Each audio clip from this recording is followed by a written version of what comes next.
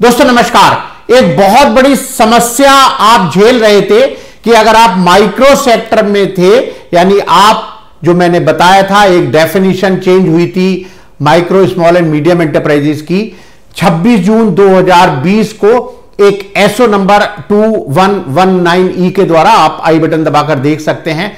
उसके बाद एक समस्या यह हो गई कि आपको लगता था कि भाई अगर हमारा अपग्रेडेशन हो रहा है, हमारी टर्नओवर बढ़ रही है, हम माइक्रो से स्मॉल में चले जा रहे हैं एकदम, तो भैया हम अपनी टर्नओवर नहीं बढ़ाएंगे, इन्वेस्टमेंट नहीं करेंगे प्लांट एंड मशीनरी में।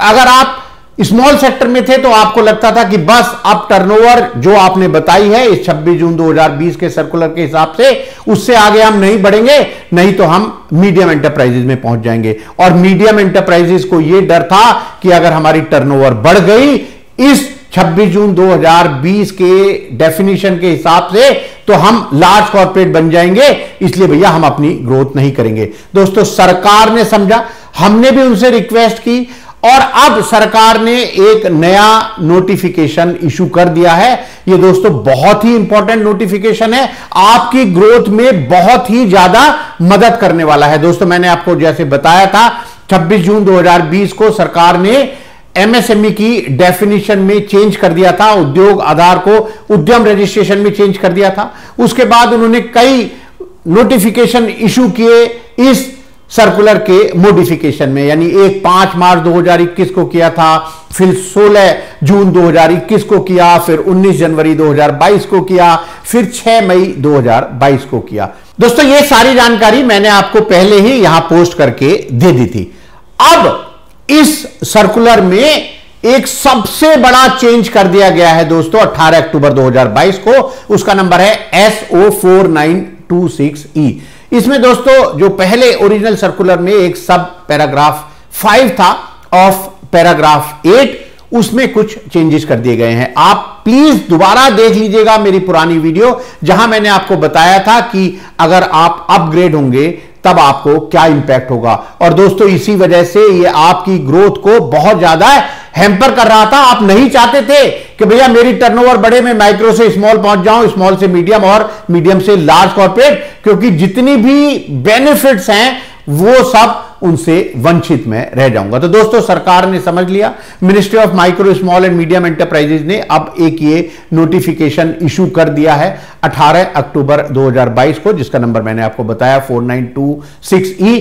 मैं डिस्क्रिप्शन में ये सर्कुलर भी दे दूंगा, पर आप सुनिए आखिर तक कि इस सर्कुलर से आपकी ग्रोथ कैसे तेजी से बढ़ेगी और अब आपको कोई दिक्कत नहीं होगी अपने चेंज ऑफ क्लासिफिकेशन के बाद भी। तो दोस्तों इसीलिए मैं आपको कहता हूं कि इस वीडियो को आखिर तक जरूर देखिए और उससे पहले इस चैनल को लाइक शेयर सब्सक्राइब करने के बाद ये बेल दबा दीजिए ताकि नोटिफिकेशन आपके पास आते रहें। दोस्तों अब ये जो नया नोटिफिकेशन आया है उसमें कह दिया है कि in case of an upward change in the terms of investment in plant and machinery और इक्विपमेंट और टर्नओवर और both and consequent reclassification and enterprise shall continue to avail of all non-tax benefits of the category, that is micro, small or medium.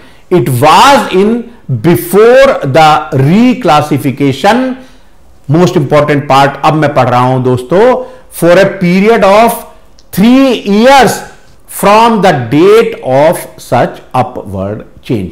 यानी दोस्तों इसका मतलब क्या हुआ, मैं हिंदी में भी बता देता हूं जो इस नोटिफिकेशन में लिखा है। उन्होंने कहा है कि देखिए साहब, संयंत्र और मशीनरी या उपस्कर में निवेश में उच्चतर परिवर्तन अथवा या टर्नओवर में उच्चतर परिवर्तन तथा परिणाम स्वरूप पुनः वर्गीकरण की स्थिति में कोई उद्यम उस प्रवर्ग यानी जो सूक्ष्म लघु या मध्यम श्रेणी है से ऐसे उच्चतर परिवर्तन की तारीख से 3 वर्ष की अवधि के लिए उन सभी गैर कर लाभ का उपयोग करता रहेगा जैसा कि वह पुनः वर्गीकरण से पहले कर रहा था। दोस्तों इसका मतलब क्या हुआ?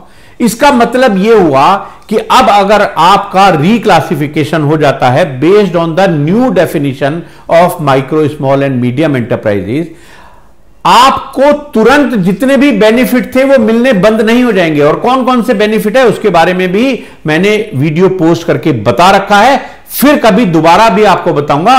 अभी आप आई बटन दबाकर ये वीडियो देख लीजिए। दोस्तों, खास तौर से मैं अगर कहूं कि अगर आपकी कोई डिलेड पेमेंट की समस्या है तो केवल माइक्रो एंड स्मॉल एंटरप्राइजेज ही उसका लाभ ले पा रहे थे। तो अगर आपका इन्वेस्टमेंट बढ़ गया या आपकी टर्नओवर बढ़ गई, आप मीडियम कैटेगरी में आ गए, तब भी जब आपका ये अपग्रेडेशन हुआ उसके 3 साल बाद तक आप ये सुविधा ले सकती हैं। ऐसे ही दोस्तों प्रोक्योरमेंट पॉलिसी है और न जाने कितनी सुविधाएं हैं जो खास तौर से माइक्रो को मिलती हैं, कितनी सुविधाएं हैं जो माइक्रो एंड स्मॉल एंटरप्राइजेस को ही मिलती हैं, मीडियम एंटरप्राइजेस को नहीं मिलती। और इसी वजह से शायद आप चाहते थे कि भैया ना तो मेरी टर्नओवर बढ़नी चाहिए ना मैं इन्वेस्टमेंट करूंगा, क्योंकि मैं उन सभी सुविधाओं से वंचित हो जाऊंगा अगर मैं अपनी टर्नओवर थोड़ी बढ़ा लूं तब भी। तो दोस्तों, अब आपको डरने की जरूरत नहीं है।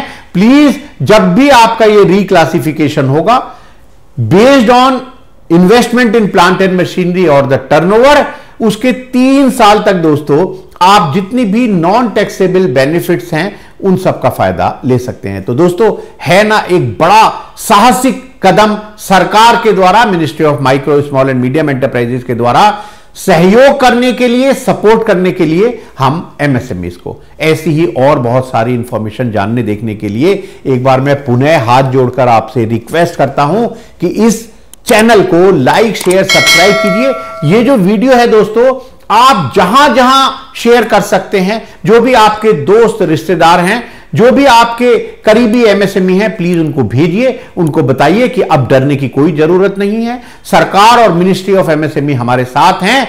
अपग्रेडेशन होने की स्थिति में भी 3 साल तक हम सारे बेनिफिट ले सकते हैं। नमस्कार दोस्तों।